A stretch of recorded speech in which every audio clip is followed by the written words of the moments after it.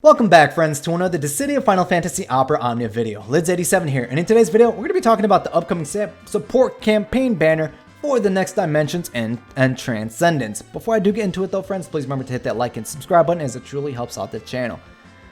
Now, I'm not going to lie, friends.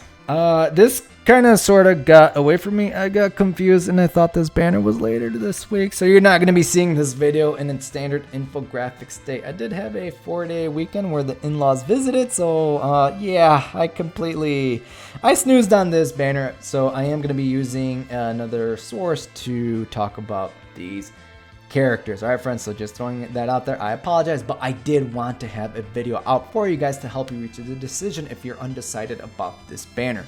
Now, there is going to be a free multi-draw on this banner, so it's possible you could pick up some gear for free. Now, the characters on this banner are going to be Paladin Cecil, Warrior of Light, and Sephiroth. Their LDs and burst weapons will be featured on these banners. That's right, 3 LD and burst weapons. So, I mean, it's possible you could pick up any of their gear for free. Now, 2 of these characters are going to be receiving some love. And there being 3 characters, I'm going to do my best to go through this as quickly as possible. So if you guys see me trying to zip past these characters, I'm just trying to give you a general idea of how they work to help you reach a decision to pull for them. All right, friends. So, like I mentioned, I will be using the Dissidia Compendium. I am using the Dissidia Compendium. That link is going to be down below in the description if you'd love to check it out, along with other resources like the Toneberry Troop, the Dissidia Database, Anton Labs on Reddit if you want to do some research of your own or look up just some of this information if you don't know what characters do. Now, Paladin Cecil in Opera Omnia, he is a support aura type character who enables your party members to hit harder. With his first ability, Saint's Fall, he's going to grant himself a buff called Brilliant Sword that is going to primarily increase his own stats. Now, he is going to be increasing his own stats here, but something to keep in mind with Paladin Cecil is, first and foremost, he doesn't have multiple HP dumps with his first or second ability, so he is not an attacker. Second, Paladin Cecil will not be receiving love on this banner. He is fine the way he is. All right, just throwing that out there. Another thing that he can do with his first ability, he can brave heal the party members. All right, plain and simple. Second ability, Holy Flame. This is going to be HP heal towards your party members based off of HP damage dealt by 10% of their max HP. With a 35 CP passive, if your party members are full on HP and the extra healing is converted to brave. Now, due to this being a brave HP healing based off of HP damage dealt, that's at the end of the damn turn. So that means you're going to be getting Brave back if you're at full HP at the end of the turn, which could help protect you from Brave attacks on the following turn and protect you from getting broken due to the extra being converted to Brave, depending on how hard the enemies hit.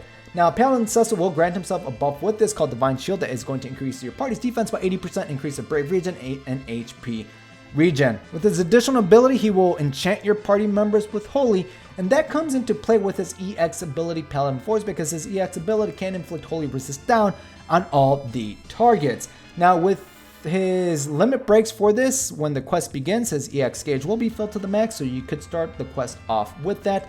And it does do, splash damage to non-targets, so it's a great way to kill off possibly some trash waves.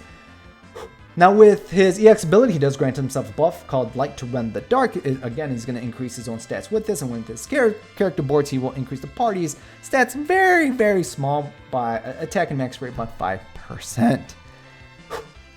Taking a breather here. With his LD ability, Luminous Shard, what this is going to be doing? Brave heal your party members, HP heal your party members, massive amounts, up to 60% of max HP. Inflict Holy Resist down on his enemies on the following turn. There will be a free ability use. So what you can do is use his LD ability, inflict that Holy Resist down, go into his additional ability to enchant your party members with Holy, just to let them hit harder due to that weakness damage. He will grant himself a special effect called Crystal Entrusted for 12 turns. Now, what this is going to do, beautiful buffs for your party. Party defense up by 120%. Everybody in your team is a damn tank, all right? Someone's going to hate me for that. Party HP regen, party max HP overflow by 30%, and there is a HP condition on this special effect. When your party members are at 100% of their HP or higher, their brave damage will be increased by 50%. Yes, please, I will take that any day of the week. HP up by 20% and HP damage resist by 20%.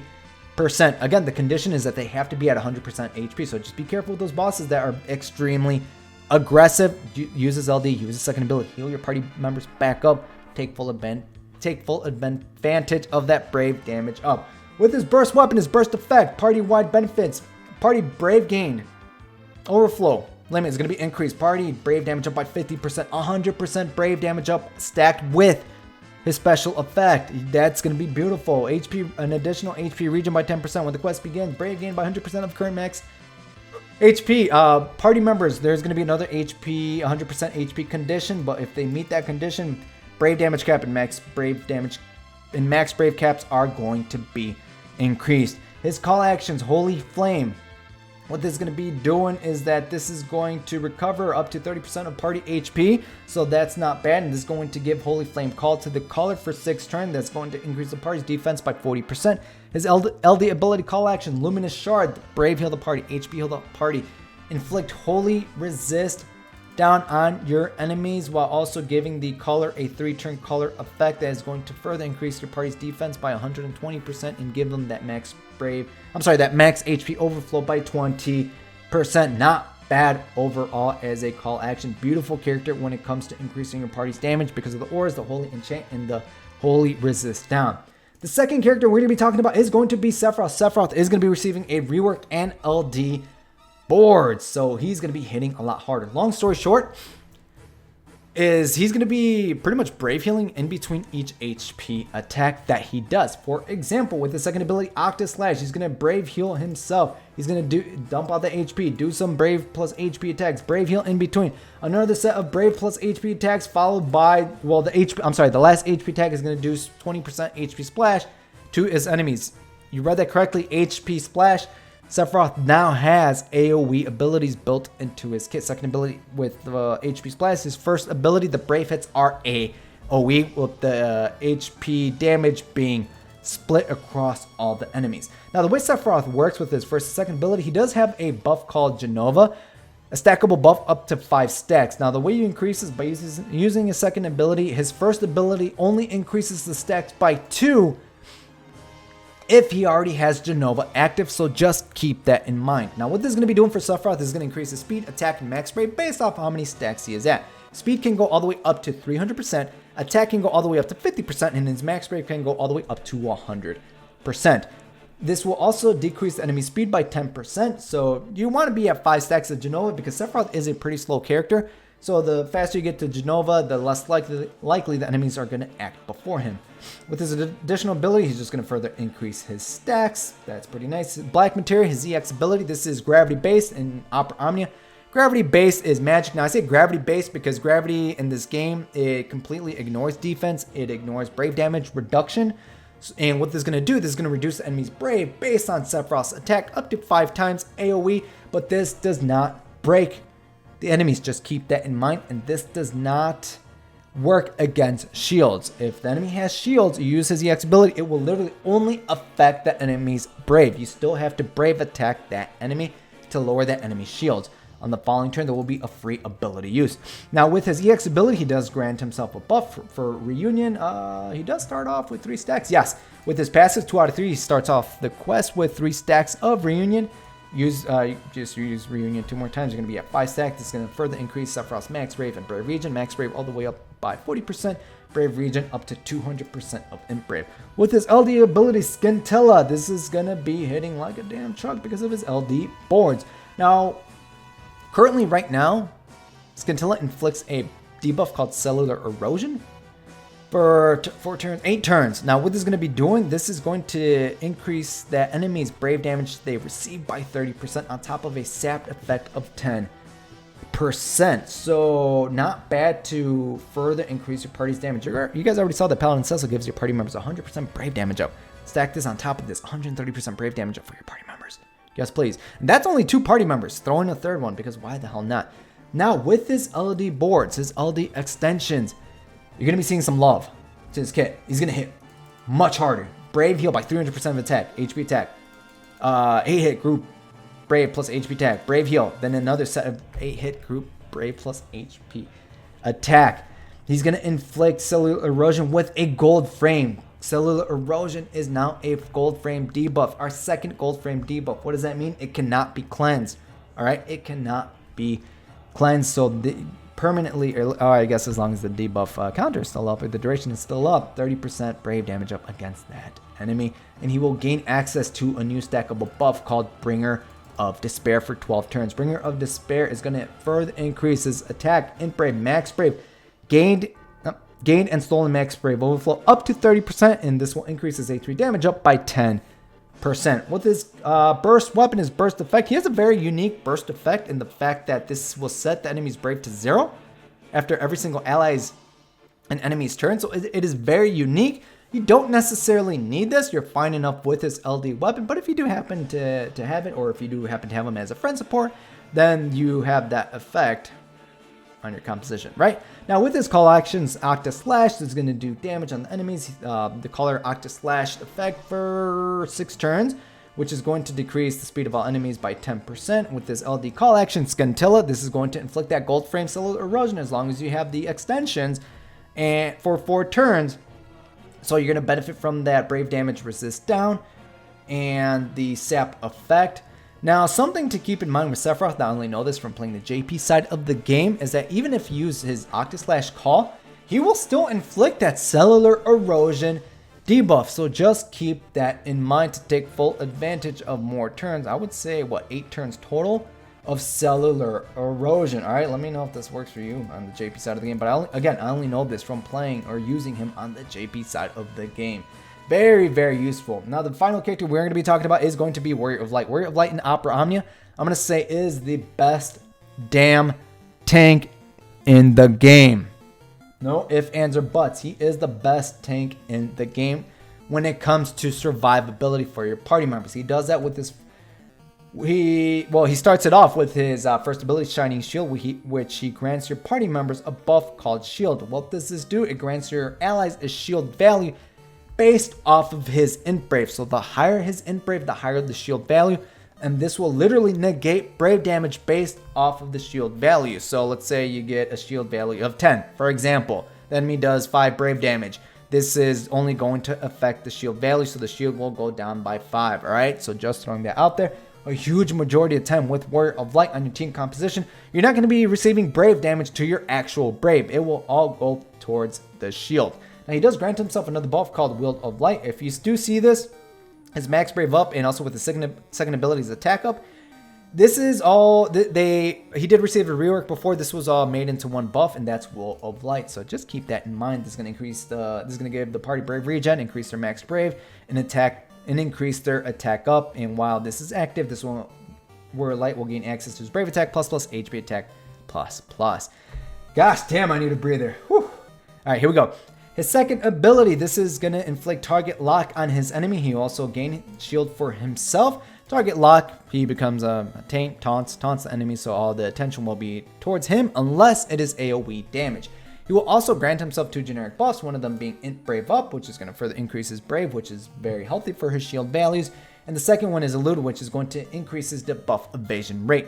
His additional ability is going to decrease the brave damage your party receives, and his EX ability, Shining Wave, this is where there's going to be HP healing on your party members. This is the only source of HP healing for Warrior of Light. Yep, it's going to be the only... Sorry, I had to double check that. I was pretty damn sure. This is going to be the only source of HP healing for Warrior of Light, which is completely fine because, again, because of his shield values and what you guys are going to be seeing from his LD ability, you don't necessarily need it a huge chunk of the time. Now, with his LD ability Bitter End, he will grant shield, he will target lock the enemies, and he will grant himself a special effect called Guardian Shield for 10 turns. With his LD boards, that's going to be changed up to 15 turns. Now, currently, right now, what Guardian Shield does, this is going to increase your party's int brave, max brave, and attack by 20%, increase their defense by 60%, and this will reduce HP damage based off of shield values. Your party members will literally negate HP damage based off of shield values. That's where the survivability comes with Warrior of Light. This is the only thing you need for him. Now, when it comes to his boards, there's going to be changes to his shield. To his Guardian Shield, party brave regen, party brave damage resist up, gained max brave overflow up, party further increases party int brave, max brave attack up, and defense up, And while shield is active, this is gonna increase Warrior of Light's HP damage up by 30% and increase the party's HP damage up by 20%. This does stack, so Warrior of Light is gonna be receiving 50% HP damage up. And with his LD boards, he's gonna be hitting harder with his LD ability. Now with his burst effect, this is more of a support type burst effect, party wide for 5 turns.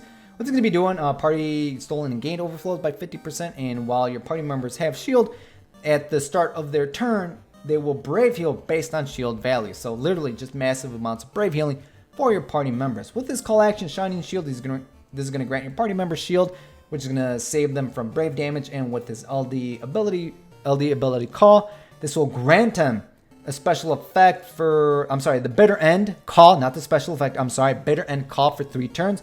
That is going to negate damage based off of remaining shield value, so great way to survive HP damage.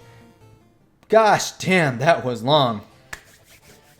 Now, when it comes to this banner itself, first and foremost, this is a good banner. Alright, this is a good banner if you have none of these characters. If you have one of these characters, throw resources on this banner. Now, I will say that we do have a very powerful character heading our way, a very high tiered character, and that's going to be Porum literally in a few days. So I would say wait until that banner, see how that banner treats you, and then come back to this banner to throw a bunch of tickets on this banner.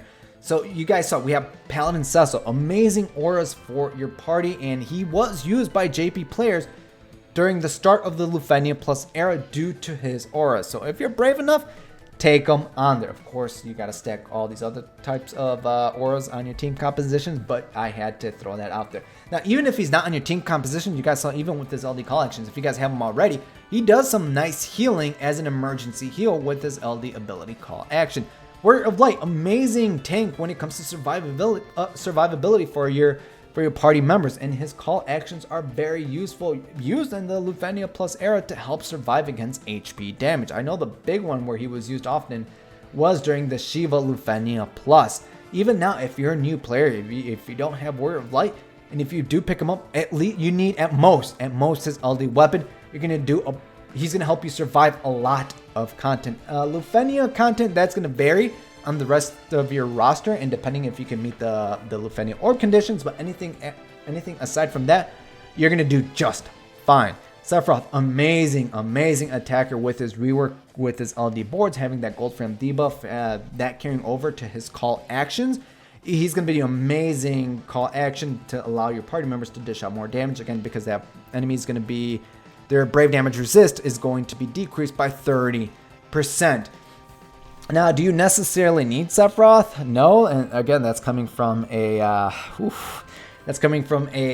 Final Fantasy VII fan, Final Fantasy VII fanboy, and Sephiroth is my favorite villain. DPS attacker type characters come and go, but again, his call action will be extremely useful. Now, this is one of those banners. I would say if you have 2 of these characters, you're done. You're done because of the usefulness of whatever 2 characters you have. But if you have none of these characters, or at least one of these characters, I would seriously consider throwing maybe like 200 tickets on this banner to try to pick up some of these characters, at most their LD weapon, for the call action themselves. You don't have to fully build them up. Just having the call actions alone is going to help you out in different runs or different situations, especially as we approach the Lufenia Plus era. Lufenia Plus viability, as you guys heard me talk about, is going to be Paladin Cecil because of his wonderful auras. Probably Warrior of Light during certain fights, again, during the Shiva fight, and Sephiroth, more useful as a call action because of his debuff. Alright friends, so again, at the end of the day, if you have 2 characters, you're done. If you're missing these characters or only have 1, seriously consider throwing resources after you come back from the Porum banner. Alright friends, so that is it for this video, friends. I want to thank you guys for sticking around with me upon covering this video. I'm sorry I had to talk fast. I am literally out of breath right now because I've been doing a few takes of this video, so I am literally out of breath right now. Be sure to let me know down below in the comments your overall thoughts on this banner. Me personally, I have all their gear. I'm not going to be throwing resources on this banner, just a free multi-draw. If I get a free burst weapon, that's 5 burst tokens to be added to my inventory. I honestly, like, if I gotta be real here, I love all of these characters. They're all great characters in their own way, shape, or form. All right, do you need them? No. Are they great characters to have? Yeah, they're great characters to have. All right, friends. So I just wanted to throw that out there. I'm not trying to get the impression that you don't necessarily need them, but they are useful. But me personally, I have them, so I am set on this banner. All right, friends. So again, your own personal plans down below in the comments. And until next time, friends, good luck. Again, thank you for sticking with me during this long video. And until next time, have a good one.